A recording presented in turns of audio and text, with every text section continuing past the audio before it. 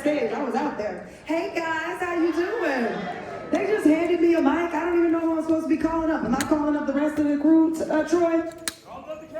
All right, you know what? Y'all need to give me better instructions. Hey, everybody. What you think about that show, though? Do we have real fans of Power Book Force in the house? That's all I really want to know. Okay.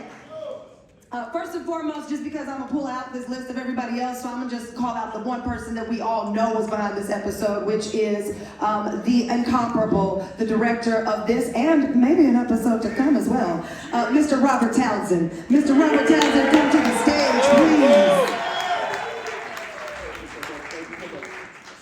So why don't we do it like this? We are going to bring out the cast. We've got showrunner, executive producer, all the cast. Come out and introduce yourselves. Come on out, grab a seat, everybody. Kendra Chapman, Corey.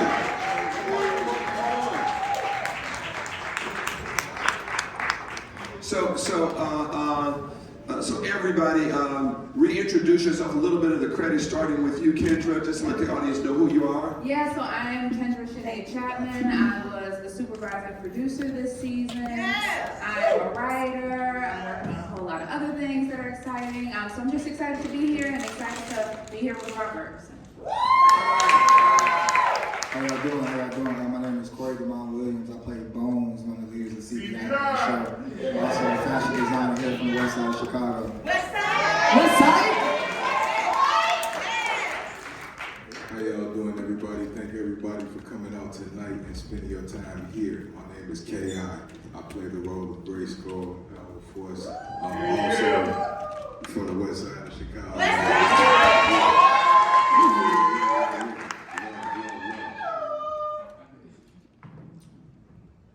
How everybody doing? I'm David. I'm a stunt man, stunt actor on the show. So I'm from the west side as well. The south side to represent. What up, y'all? My name is Tree. I'm an artist, activist, content creator. I'm also from the west side. You already know. And I play Willie, you know.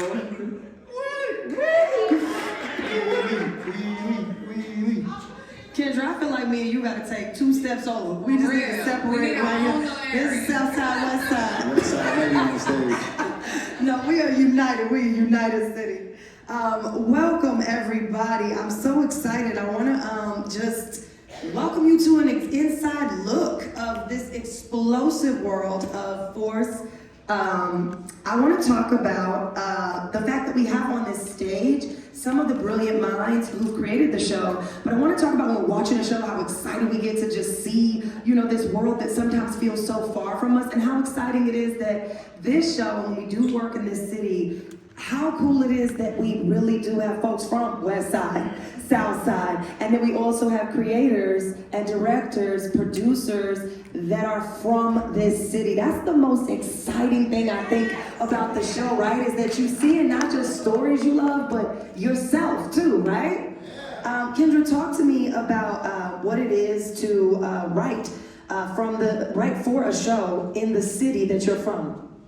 I mean, this is the first show that I've worked on that's actually set in Chicago, and everything that I write, that I develop, that's my own, I intentionally set it in Chicago because I think we get overlooked. People always think about LA, they always think about New York, but they never think about home, and I always want to see people that I grew up with, on the big screen. So I was just super excited to be a part of this show, and even before I was writing professionally, I was a fan of Power. So this was a dream for me to be a part of the Powerverse. Wait a minute, before you were writing professionally, you were a fan of Power. Right. So does that mean you only started writing professionally recently? I started in 2018. Wow. Yeah. That is something worth a hand clap. Yes, come on down to me. Come on down. Let me back up and I'm going to turn this way for you. Yeah.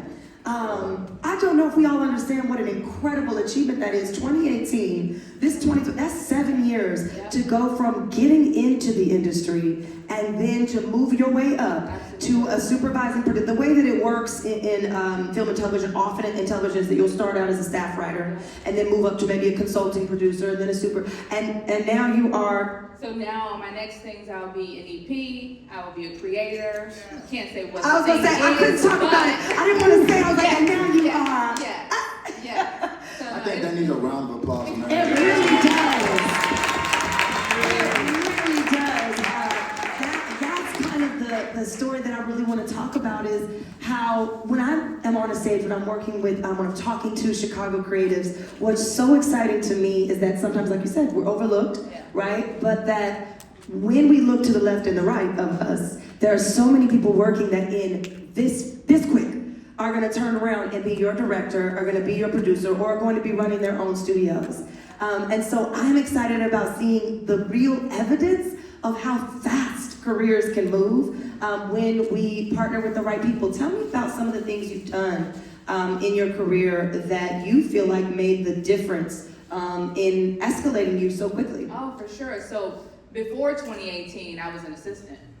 So I moved to LA as soon as I graduated from college. So I moved there in 2011, and I was a receptionist. I was an assistant. Like, I did that for 7 years. So it feels fast to people when I'm talking about it. It did not feel fast in the moment. And I think a lot of that has gotten me to where I am. You know, I use those assistant jobs as my master's class. You know, I didn't go to grad school or anything, but I worked in casting, I worked in business affairs. I wasn't going to be a lawyer, but I knew that I needed to understand the business side of the industry in order to be able to work and be successful in the industry. So I just taught it like my grad program. Right.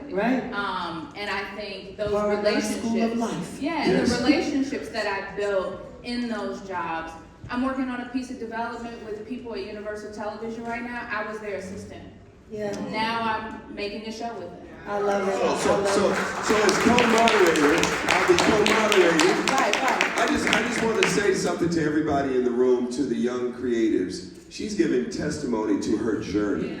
And she said to get to the destination, she made little stops along the way that, you know, to get her there, she had to take her time. And I just want you to really listen to what she said, because some people want to get to the top of the line, and she was like, so in your mind, you knew eventually where you were headed. Oh, absolutely. I moved to LA with purpose. I moved there with purpose, and I knew, look, I like nice things. So I also knew that I didn't want to just go be a writer's PA or writer's assistant. I could have chosen that avenue and gotten into rooms earlier probably, but I would have been making a fraction of what I made. I wouldn't have had any health insurance. I would have been worried about how I was going to pay my bills every month. So I took an alternate path and created stability, but also learned until I could pivot. But also I want to bring up, your mother's a brilliant writer. She's right in the house. And so for everybody here, sometimes the role model is right there in front of you. So, because I mean, did she mold and shape your work? She's the only reason I'm up here. Because when I moved to LA, I was a little like, I don't know if I want to write. You know, Were you scared? I was, and it's vulnerable, and you know, to put yourself out there to be judged, like it's very, very scary. But she was the person who was always like, you need to be writing. You love TV. Why aren't you doing this? And I think talking about like role models being right in front of you, Robert, don't think you're gonna be over here moderating and forget that you on this panel too. Because I think there's so many people in the room and so many of these young men that probably also came up feeling like you were a role model that was modeling things for them. So I want you to talk to us about your journey too, and the fact that we're not talking about a short journey. This is 40 years in an industry, maybe 40 years plus. When you're really going back from, again, like the journey that where it really starts versus when people start talking about you. So again, all the different roles that you've played, from being a writer, being a producer, being a director, tell me a little bit about those stops along the way. And at the time, how you felt about them, and did they feel like stops to you, or were they always a part of what you knew was a moving train? everything, every stop in the road. I was an extra. I did extra work for 7 years. So 7 years. 7 years. I was I was one of the citizens of Emerald City in The Wiz. I was in The Warriors. I was on All My Children. I was on different, background. But that's how I learned directing. Yeah. By watching. By watching. Yeah, absolutely. I'm curious, and I'm gonna come over you guys too. How much do you think? Because I think this a lot. That observation is such a huge part of just the craft, right? How much of just watching people work has informed your decisions as actors, also musicians, artists? So, because we have, every cast member here has really they're multidisciplinary artists. I'm so impressed with that about each of you as well. But tell me about what you learned by watching before you got into doing. Well, just take it back to the show. As far as I don't think people understand the role as a co-star or a guest star on a TV show. Sometimes you won't get the chance to speak as much or be in front of the camera. And then when you get the opportunity to be working with one of the greatest directors and men in the industry, that becomes a masterclass. And watching him and listening to him, how he teaches and directs the star actors, the 1 or 2s on the call sheet, that's your chance to observe. That's your chance to listen. That's your chance to take it all in, because sometimes people don't get this opportunity to be this close to the big thing, you know what I'm saying? So when you're, it's more of just not trying to be interesting, to just be shining and jumping. You gotta be more interested. You gotta pay attention. You gotta listen to every note that he's giving those actors, because one time it might be you in that situation. It might not be this show, but it might be the next show. All that lessons he was giving that person, now it might be your chance to step in. He might not be there, but that message that he was giving to everybody, you gotta take it in. So those opportunities, you gotta gather it. And when he give you that time to go, you gotta be ready as well. I really like that. I love to recap the thing in case we miss it, To not focus so much on being interesting, but interested. Tell me something, K.I., about what on the show, what on this experience for you kept you interested enough to be engaged and curious, and how that moved you forward. Man, to keep me interested, to keep me interested, first and foremost was the fact that power characters don't live. You know what I mean? I came on to this show thinking that at any moment I could die. You know what I'm saying? So I had to be on top of my game. You know what I mean? And at any moment that I got a chance in the script to, exemplify this or show up here, show up there, I made that choice. You know what I mean? And back to what you said about observation, I want to just take a moment to thank Robert Townsend, because observation, since I was a child, 3 years old, I've had my eye on you. You know what I mean? The 5 heartbeats is one of my first memories of why I do what I do. You understand? Seriously. Sliding across the floor pretending like I'm Eddie Kane. You know what I'm saying? I got nothing but love. For real. Like that's what shaped where I ended up. You know what I mean? So when I first got a chance to work with you, it was a full circle moment. And that's observation, but not only influence. That's why it's important for our heroes to come back home and show the community what can be done. Because if he doesn't do it, who else is gonna do it? You understand what I'm saying?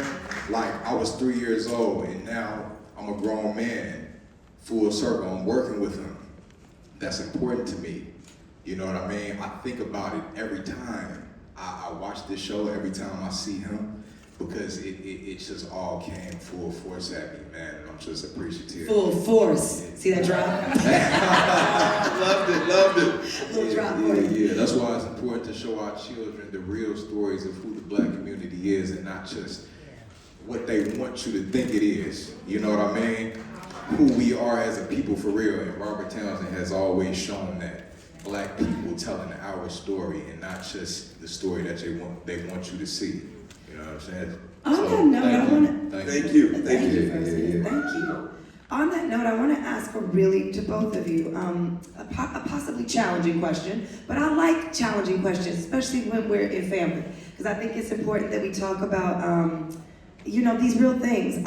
I think of, Robert, so many of the things that you've created as, yes, like you said, what's sort of the backbone of like, families have grown up on your work. These are pieces that we sort of got our identity in, and I'm even thinking about Hollywood Shuffle. Not only did we get our identity, this was some of your projects are the first times many Black artists saw themselves, right? But also Hollywood Shuffle was one of the first projects that really challenged what that meant, finding your Black identity in Hollywood. And I think Black women always are struggling to both find our voice and then also to clarify and sharpen that, right? So working on something like Force, that is, as you said, your Godfather moment, right? Yes, sir. Yes, but something gritty. It's gritty, it's drama, it's dark, it's about the city. We're looking at reflections of us, but also it could be said that it's maybe not seeing us in the best light. How do you balance what you feel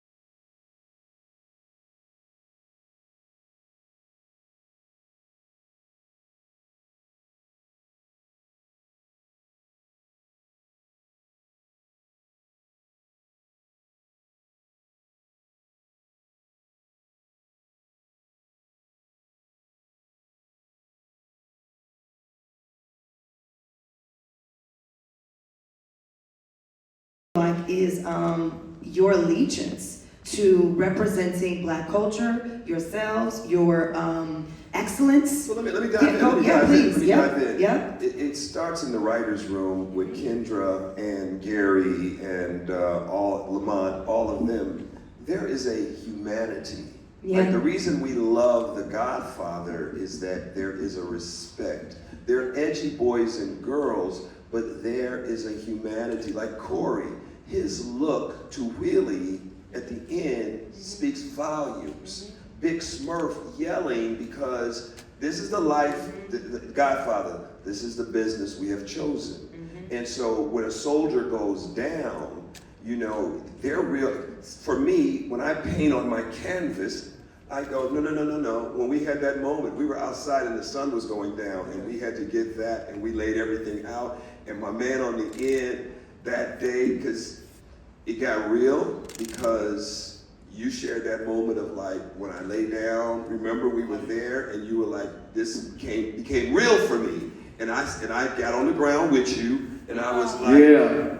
You okay? He got on the road. So I had got shot like twice already. I got shot in 2012. Not for, who laughed? It's like loud. Y'all crazy. There's a weird crowd like, yeah, got shot. Yeah. No.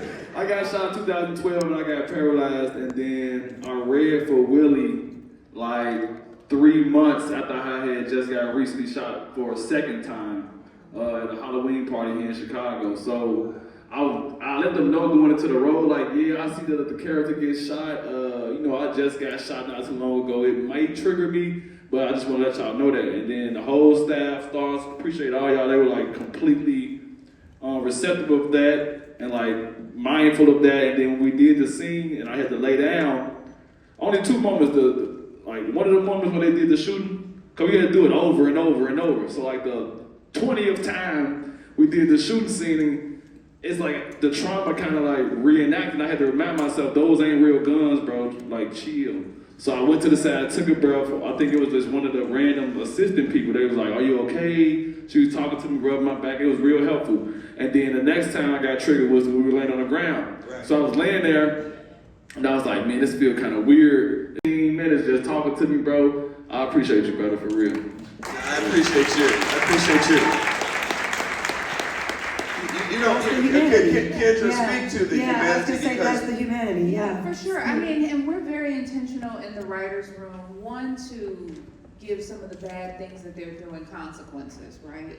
So we have Wheelie, we had Leon before this. You know, we try to keep it grounded and make it real also, so that we're not just being reckless with the violence, but then we also try to balance it with other things. That's why Mariah's pregnant. We're talking about new life here, you know, and we have some other things coming up that I can't share, but there are moments, and even in episode 2 with Jannard and Shanti with their date night, I know everybody doesn't love their relationship, but it was a moment for us to showcase Black love, which we don't get to do in this show a lot. And so we try to take, and I give a lot of credit to Gary Lennon, our showrunner, for allowing us to do those things and understanding why that's important for our community. So we think about it, you know, and we try to find places in every episode, you know, to just keep these people feeling real, even though this is the life that they've chosen. They're still real people, they still have real feelings, they still have hearts, you know.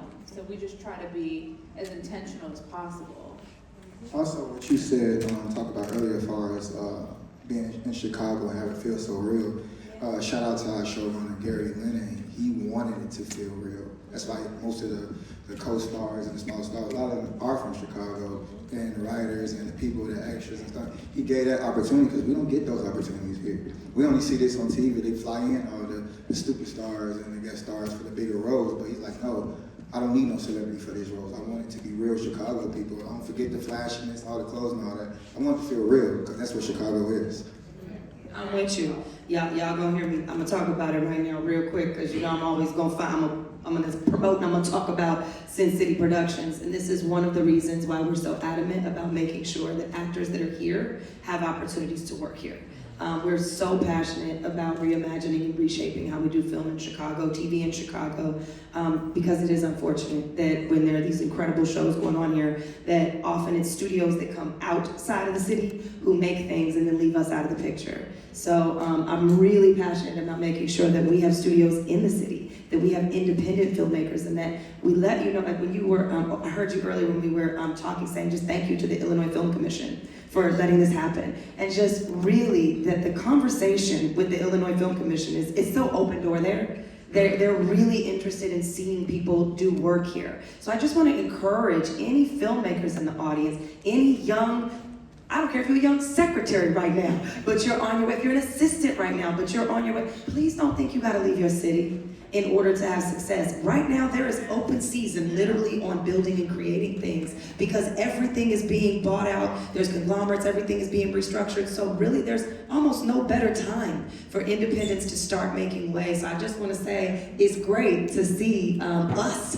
on camera, and I'd love to see us more and in more prominent roles, but that means you have to write it, we have to produce it, and we have to make it, but we can't do that in the city, and this is a city where the Illinois Film Commission is behind you. So I just wanted to put that in your ear. My man down there, thank you. My man down there, stuntman extraordinaire. I've worked with him a few times already, and I really enjoy working with you. I killed you in one of the episodes, yes? I'm sure of it. Yes. Let me say, I just want to talk to you from the point of view of being a stuntman and working on this show. What is your process? How do you work? That's a good question. I don't know, I do a lot of observation, of course. I'm already set in a space of fearlessness, and in stunts, it's like you have to be in a space where you're just willing to do the hard work. Right. And And so pretty much I just clear my mind and I prepare whatever it is, the role and physically, whatever I have to do physically to give the best performance. Navi, you were telling me that in this particular episode, you were part of coordinating one of these stunts, yeah? Well, not coordinated. I was part of the team, and we all coordinated the warehouse scene where everybody. Yeah, let's talk about that specifically because we all watched it. Yeah. So like, I'm curious to know as you're doing that specific scene with that many, it was awesome. Yeah, and you got the bikes coming in and the shootout coming from every angle. So how many people still from the master class? Okay, master class is here. That is a scene that I sketched out my movement pattern so that we said guys coming through the door, 3 motorcycles coming from the back, the guy on the stairs is going to get shot, the other guy's going to get shot over there. And we went through everything in the team. We all got together. What's the coordinator's name? Matt. Matt Lafayette. Yes, so Matt said, so now, which one were you in that scene? In that scene, I played, I was just one of the guys that got shot. I just got shot. Okay, some people just get shot. But you know, I know we got to wrap. Did it gloriously. I know we gotta wrap our time up, but something I want to say, I want to share one story. And Corey, you know what the story is. So sometimes when I'm directing, I whisper in other actors' ears, and I never tell the other actors what I'm getting ready to do, because I had 3 cameras getting his close up, Big Smurf's close up, Chris's close up, and everybody. And so the Latin actor, I whisper in his ear, because I got their close ups, and so I say to him, I want you to say, you know, I told you these niggas was bitch made. And so he goes, you want me to say that? To them? And I was like, yeah, say it this next tape. He goes, you sure? And I was like, it's okay, do it. So they roll all the cameras. And so then he gets to the party, snatches the bag, and again, my movement pattern.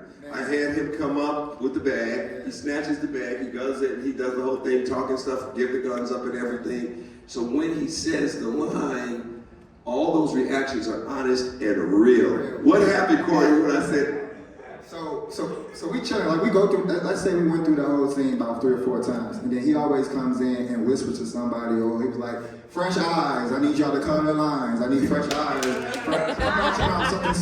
so we like, all right, so we come in, he bitch made, he was like, I told you these niggas bitch made, and everybody said, yes! But we gotta stay in character though, because it's not cut. It's not big smurf. only I said cut. So they all do this, but here's the kicker to the end of the scene. So then I say cut, and then everybody goes to the guy like this. I told him to say that. I told him to say that. They were going to jump this guy, and then they all went like this. That was one of the best parts, man. Can I add to that? Yes, sir. The one that kind of similar with the added jokes, even though all of them weren't used, but we had some added jokes originally. So here's the thing. I had created a whole comedy monologue, but I just started getting, I get crazy there. Do you remember any of those lines? That you something in my head, right? So I met Mr. Townsend the day before, and he was like, I saw your audition tape, you funny. We finna add some jokes. I need to hear you say some jokes.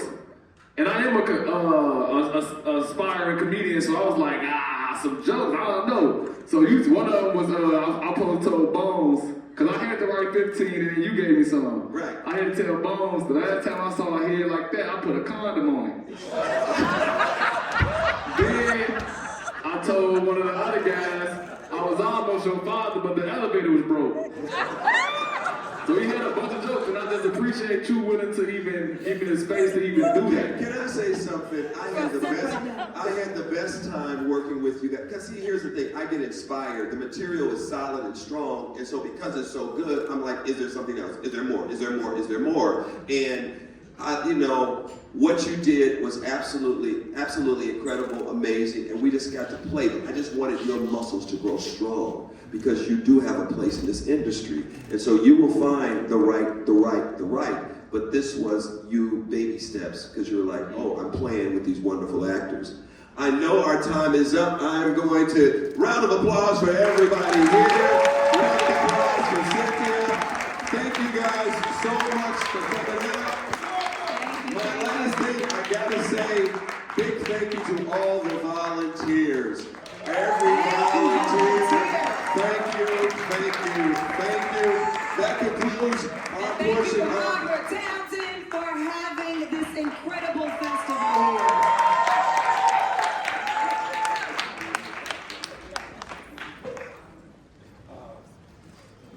And we're going to do an autograph signing outside. If you want to buy some merch from anything, all proceeds go to the organizations. Thank you so much for being here, ladies and gentlemen, and the families, mama, daddy, coming out. Thank you. Husband.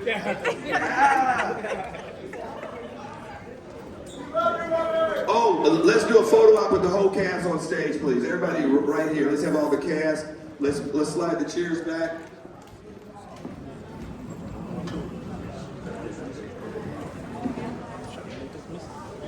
Here we go. I'm gonna slide you in the front, sir. Everybody's here. Everybody. Was that your order? All right, here we go, guys. Here we go. I'm sorry, pardon? This camera down All right, here. everybody, here we go. We're gonna start right here. Here we This go. camera in 3, 2, 1. Beautiful. And one more. And 3, 2, 1. On the Beautiful. count of 3, let's say force. And 3, 2, 1. Force. One more time. And 3, 2, 1. That We're camera on the back there. need this one right here. Yes, sir. Okay, here we go. All righty, here we go. And 3, 2, 1. Beautiful, got on. One more. And 3, 2, 1. Hold on. All righty, beautiful. Everybody, let's do one more. And 3, 2, 1. Here we go. Everybody look right here at this camera, and on the count of 3, we're going to say power book force, or just say force. Here we go. Okay, here we go. And 3, 2, 1. Force. Thank you, guys.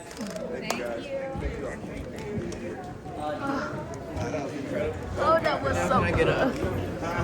Oh, you got it. Teamwork. You lost your story. Oh. Here you go. I know exactly how it is. Oh, my green. Thank you very much. Kendra and her family.